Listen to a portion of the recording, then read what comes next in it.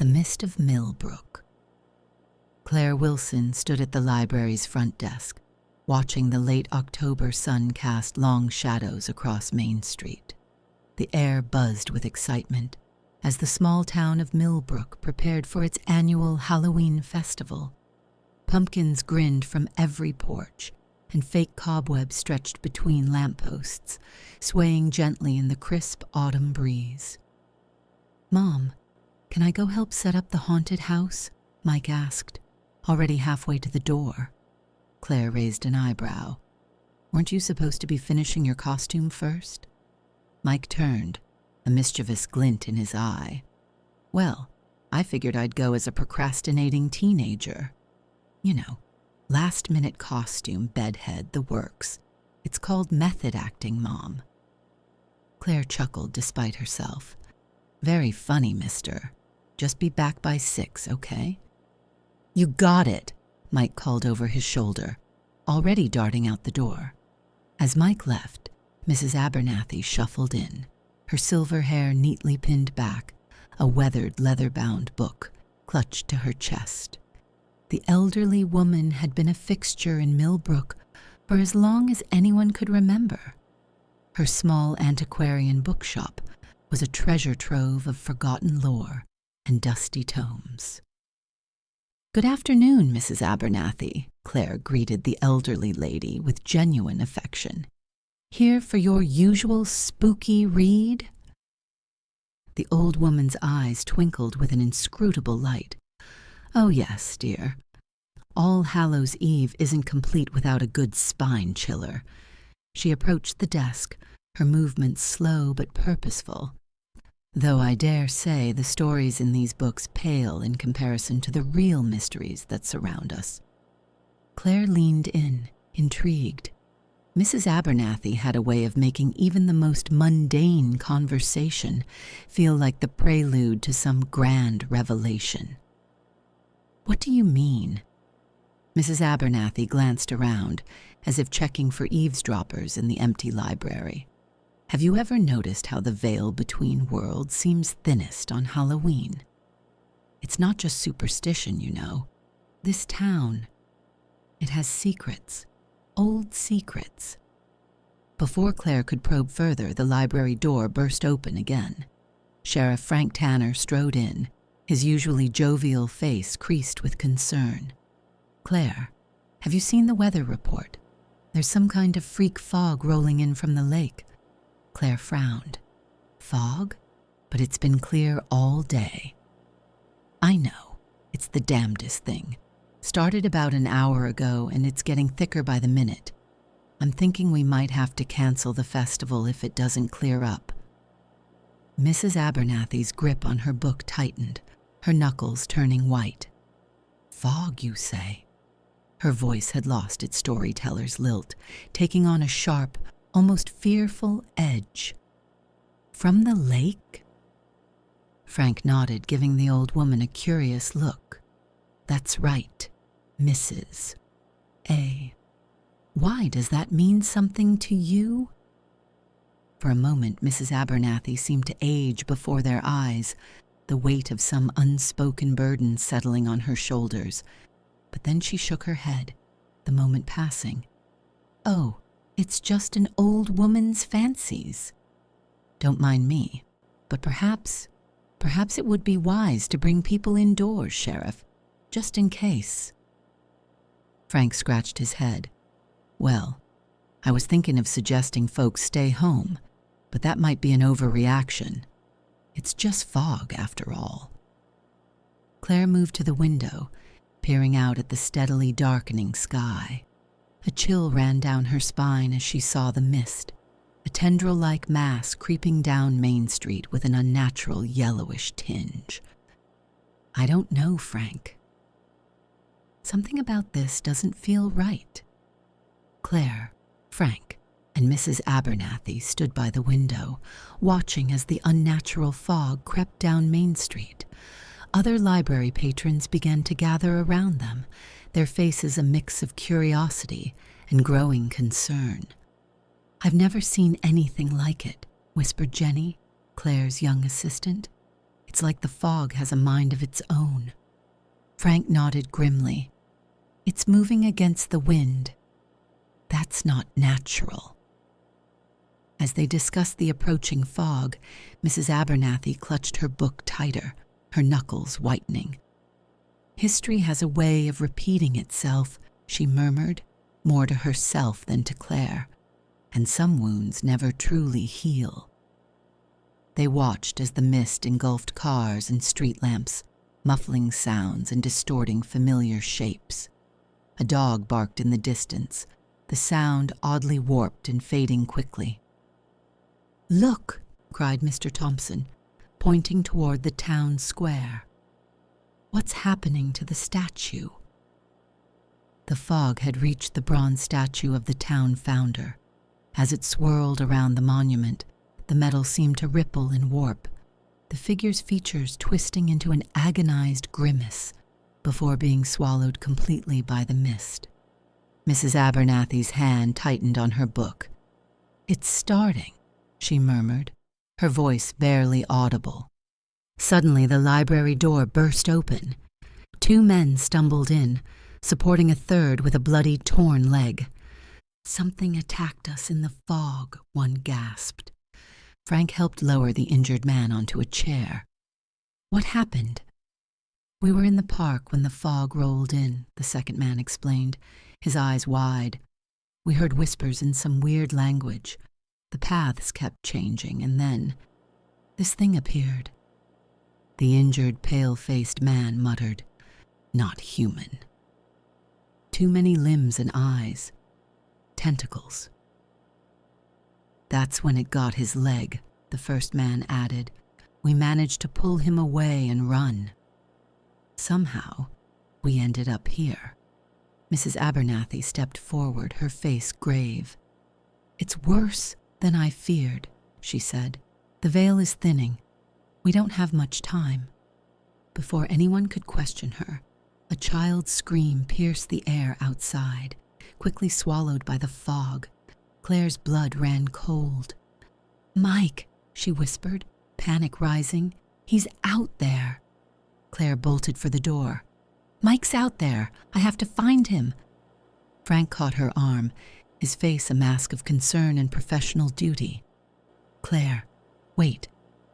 We can't just rush out there. It's not safe." "That's my son, Frank." Claire's voice cracked with desperation. Frank looked around the room, taking in the frightened faces of the townsfolk who had sought refuge in the library. He was responsible for all of them, but he also knew the anguish of a parent fearing for their child. "Listen," he said, lowering his voice. "I understand. I do. But I can't let you go out there alone, and I can't leave these people unprotected." Mrs. Abernathy stepped forward. "Sheriff, if I may, you're right to be cautious, but we can't abandon the boy. Perhaps a small group could go while you organize things here." Frank hesitated, weighing his options. Finally, he nodded. "All right, here's what we'll do. Claire, you and I will go look for Mike. Mrs. Abernathy, you seem to know something about what's happening. Will you come with us?" The old woman nodded solemnly. Frank turned to address the room. "Jenny, you're in charge here. Lock the doors. Don't let anyone in unless you're absolutely sure it's safe.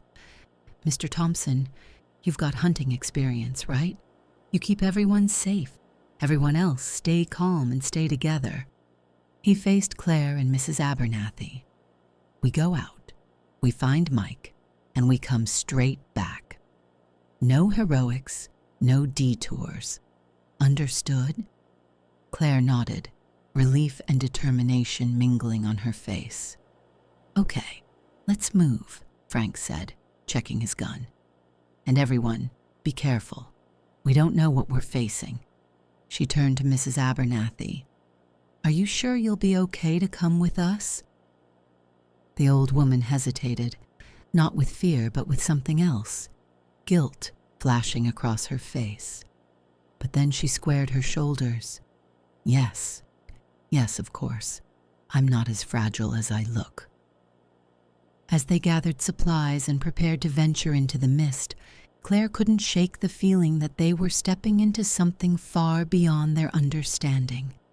She thought of Mike, alone and scared in that unnatural fog, and steeled herself for whatever lay ahead. With a last look at the frightened faces of those left behind, Claire, Frank, and Mrs. Abernathy stepped out into the swirling yellow mist.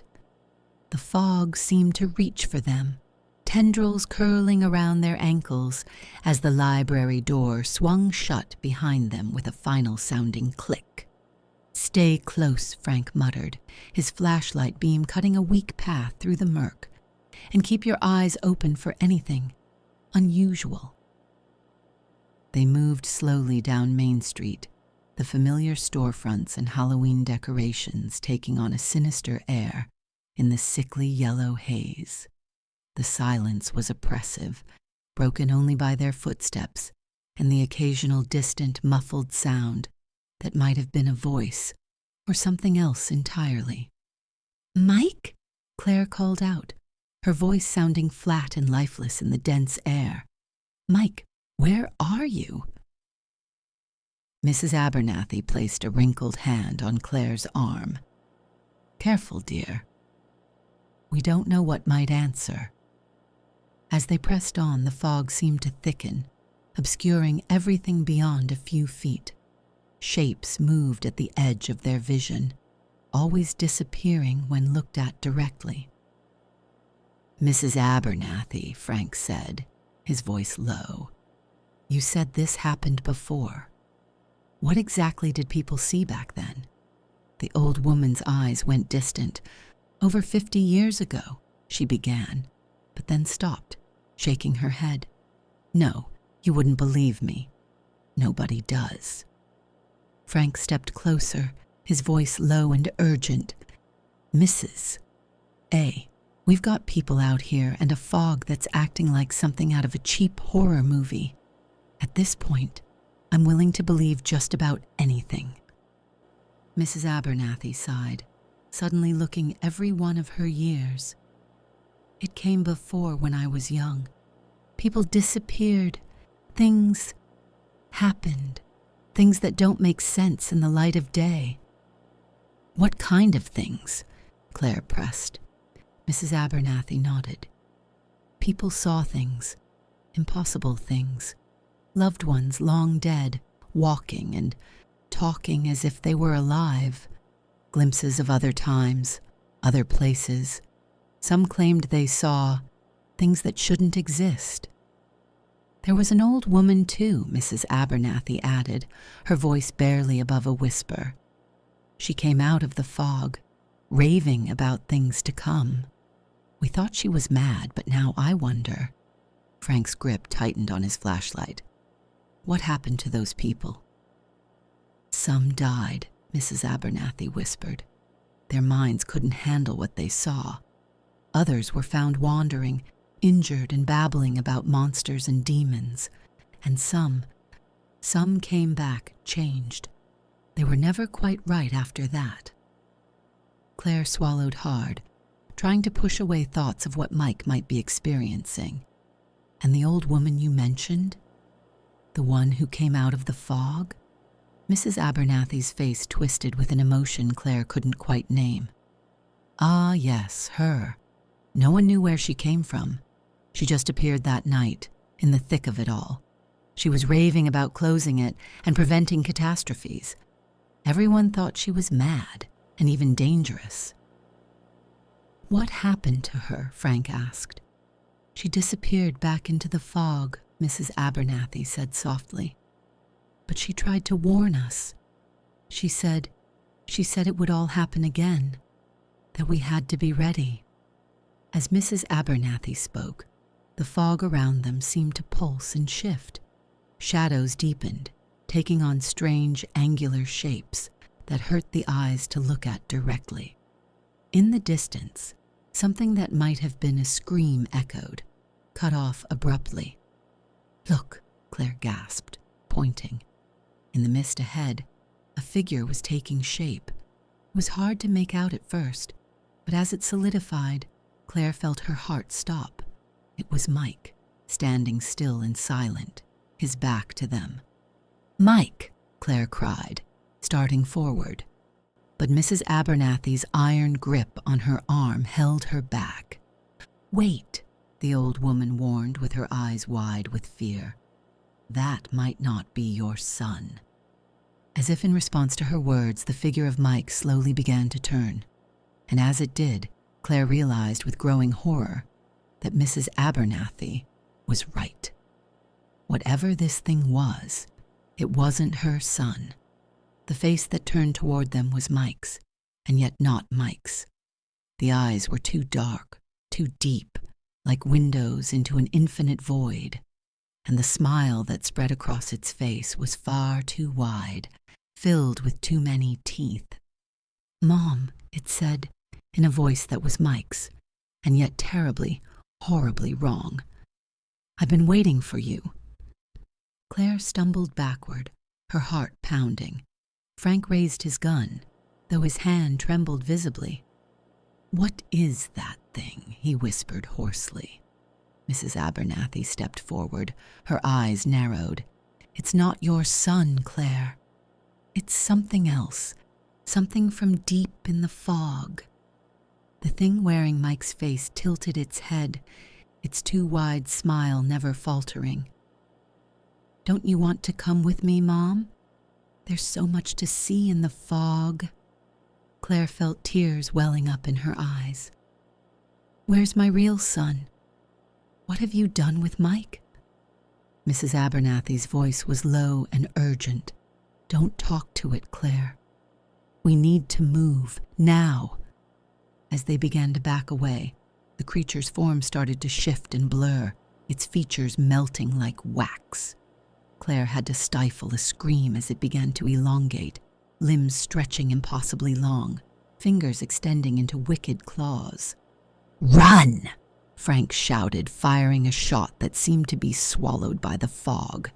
They turned and fled, the sound of something large moving through the mist behind them. As they ran, Mrs. Abernathy began to speak, her words coming in breathless gasps. The three of them huddled in an alley, the fog pressing in around them. Mrs. Abernathy's eyes were distant, haunted by memories long suppressed. "The fog. It's not just fog," she began, her voice barely above a whisper. "It's a gateway, a tear in reality itself. And I saw how it all began." Claire and Frank leaned in, their faces a mix of fear and curiosity. Mrs. Abernathy took a shaky breath. "I was just a girl, out with my boyfriend Tom, on Lover's Lane. We saw lights in the woods, heard chanting. We should have run, but we were young and foolish." Her voice trembled as she continued. "There was a group performing some kind of ritual. They were trying to open a doorway to somewhere else, somewhere beyond. We watched, hidden, as they chanted around a bonfire. Then something started to appear in the flames." Frank's brow furrowed. "What was it?" "I don't know, not for sure," Mrs. Abernathy admitted. "It was vast and terrible, something that hurt to look at. Tom, he had his hunting rifle. He thought he could stop it, protect us." Claire gasped. "He shot at it." Mrs. Abernathy nodded grimly. The moment the bullet struck, everything went mad. The fire exploded, and where it had been, a hole appeared, a void of absolute darkness, surrounded by this unnatural fog. Her eyes squeezed shut, reliving the terror. The fog started to grow, to spread, and as it did, the hole got bigger. It was hungry. It swallowed everything it touched. The cultists, they tried to run, but the fog caught them. I saw them disappear into that darkness, their screams cut off in an instant. "And Tom?" Claire asked softly. A single tear rolled down Mrs. Abernathy's cheek. "He pushed me, told me to run." The last I saw, he was being pulled into that void. I ran as fast as I could, the fog nipping at my heels.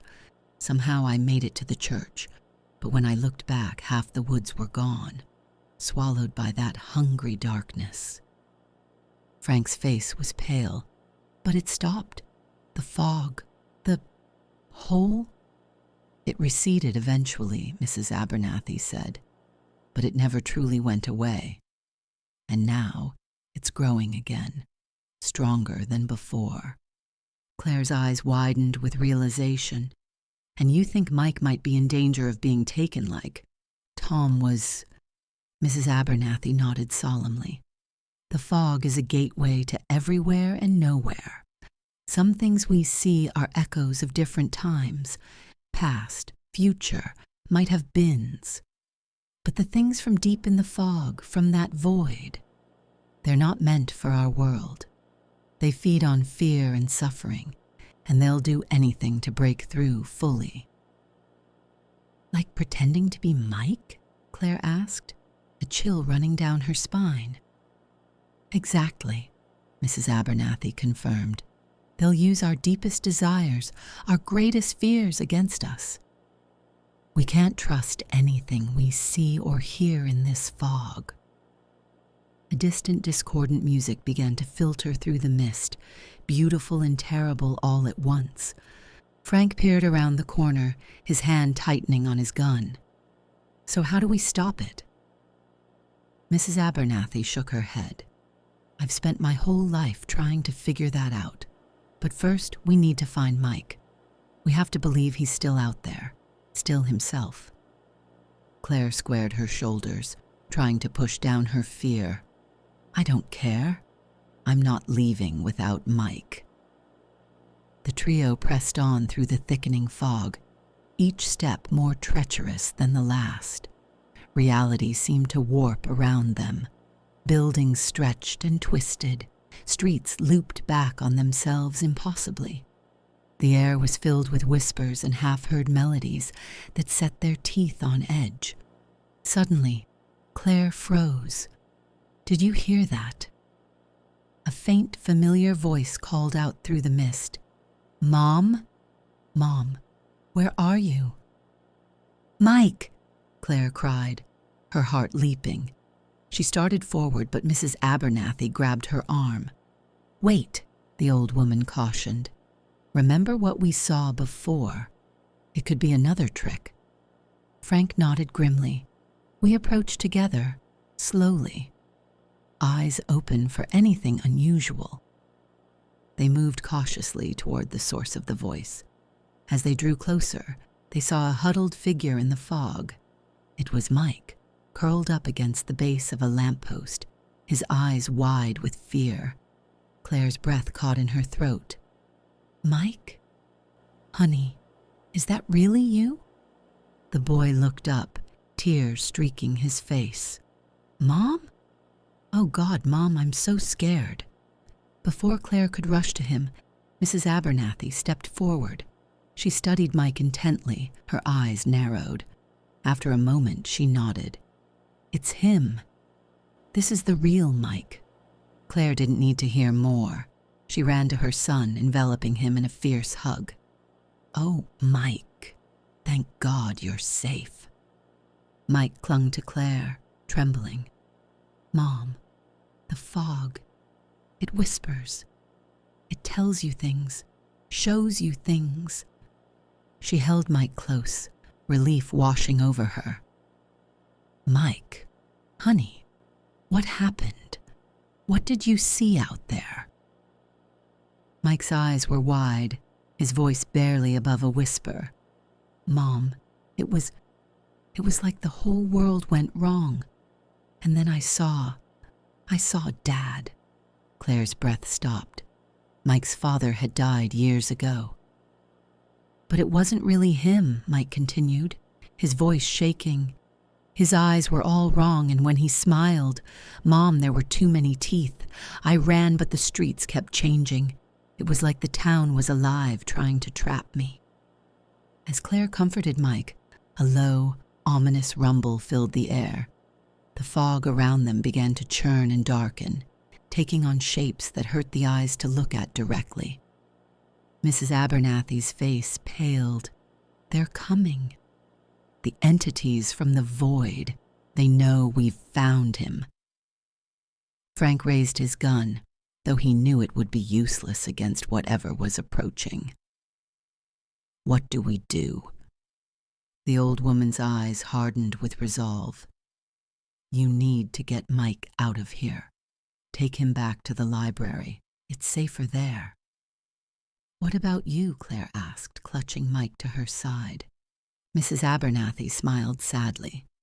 Just go, dear. No, Claire protested. We can't leave you here. What do you think I do in my bookstore every day, dear? I've been getting ready for this night, Mrs. Abernathy insisted. I'll be okay. I learned a few tricks preparing for if it ever returned. Before anyone could argue further, the darkness in the fog coalesced into writhing, tentacle-like shapes. Faces formed in the mist, twisted, agonized visages that seemed to flicker between human and something decidedly not. Go! Mrs. Abernathy shouted. Run, and don't look back.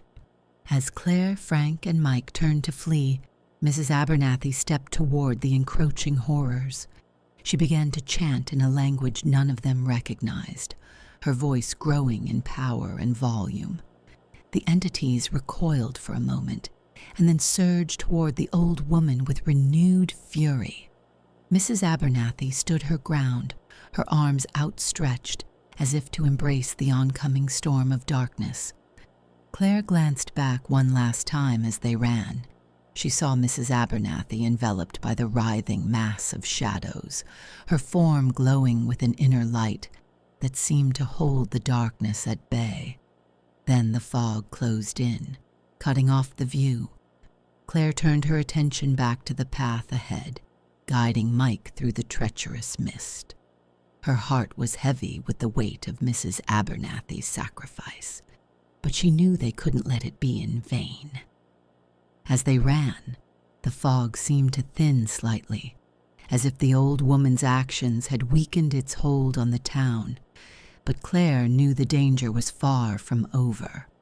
Whatever Mrs. Abernathy had done, it was only a temporary reprieve. The library loomed ahead, a beacon of safety in the swirling mist. As they approached, Claire couldn't shake the feeling that this was only the beginning. Mrs. Abernathy was gone, but the mysteries she had hinted at remained. With determination to get them all to safety, Frank ushered Claire and Mike into the library. As the door closed behind them, Claire cast one last look at the fog-shrouded street. Somewhere out there was Mrs. Abernathy. Was she going to make it?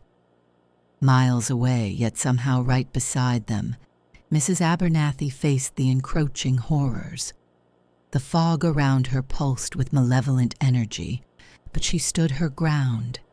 She thought of Claire and Mike, of all the people in the town. She stood alone, surrounded by writhing shadows and warped landscape. The entities from the void pressed in, their hunger palpable. But she was not defenseless. Drawing upon knowledge gathered over decades, she began to weave a spell of protection and banishment. Ancient words tumbled from her lips, each syllable burning with power.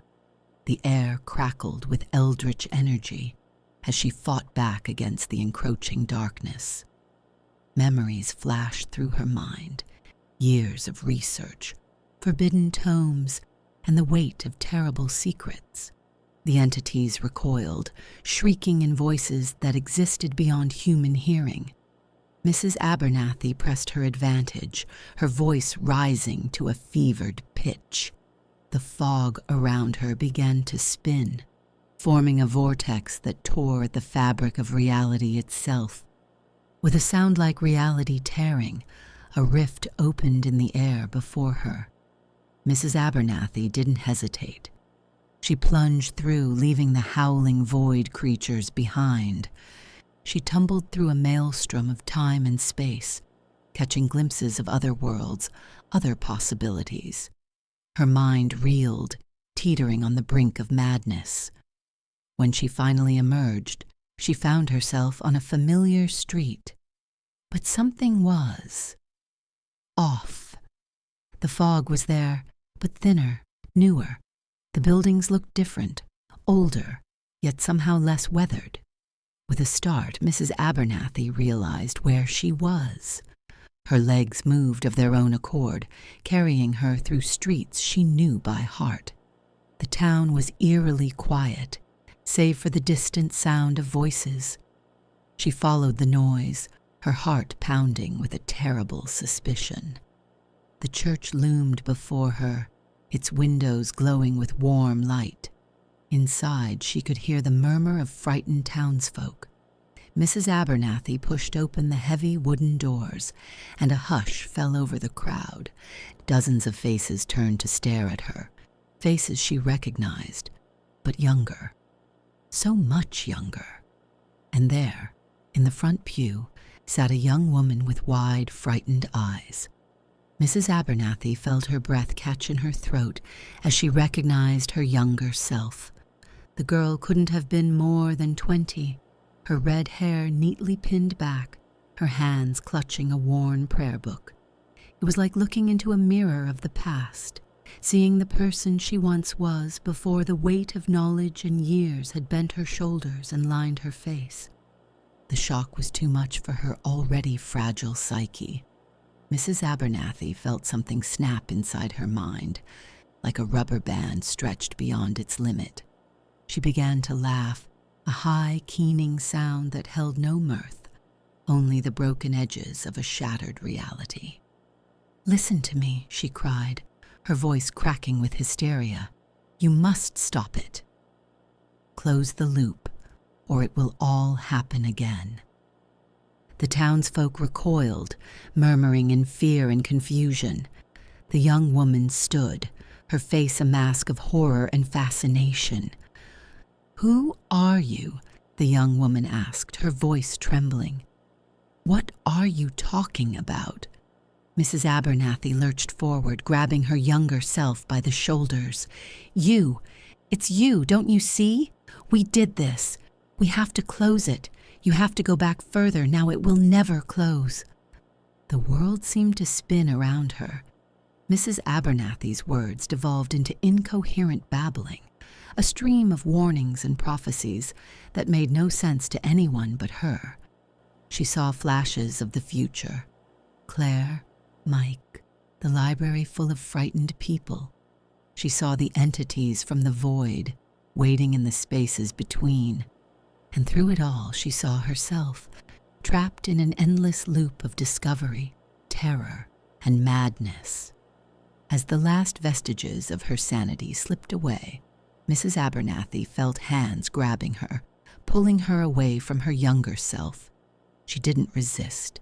She knew what came next. They would throw her out into the fog, where she would vanish. The cycle would continue. It had always continued. As the church doors closed behind her, Mrs. Abernathy stumbled into the mist. Her laughter echoed through the empty streets, a sound of pure, broken despair. The fog swirled around her, welcoming her back into its embrace.